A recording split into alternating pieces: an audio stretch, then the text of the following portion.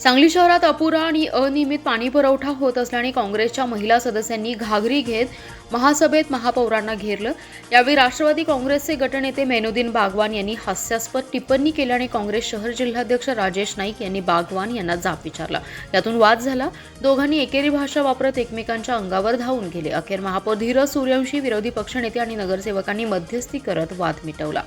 महापालिकेची महासभा महापौर धीरज सूर्यवंशी यांच्या अध्यक्षतेखाली पार पडली आहे। शहरातील पाणी पुरवठ्याचा प्रश्न गंभीर झाला, यावर काय उपाययोजना करणार का नाही असा सवाल करत महापालिकेच्या महिला सदस्यांनी हातात घागरी घेत महापौरांच्या आसनासमोर आल्या। पिण्याच्या पाण्याचा प्रश्न गंभीर आहे, प्रशासन ऐकत नाही, तुम्ही काय उपाययोजना करणार असं म्हणत घेराव घातला। महापौरांनीही त्यांचं म्हणणं ऐकून घेत पाणी प्रश्नावर विशेष सभा घेणार असल्याची ग्वाही दिली। त्यानंतर नगरसेविका आसनस्थ झाल्या। यावेळी राष्ट्रवादी काँग्रेस अजितदादा पक्षाचे गटनेते मेनुद्दीन बागवान यांनी या आंदोलनावर हास्यास्पद टिप्पणी केली। ही टिप्पणी काँग्रेसचे नगरसेवक आणि शहर जिल्हाध्यक्ष राजेश नाईक यांना खटकली।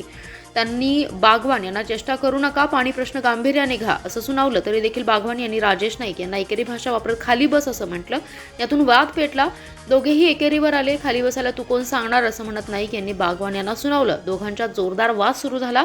दोघेही एकमेकांच्या अंगावर धावून गेले।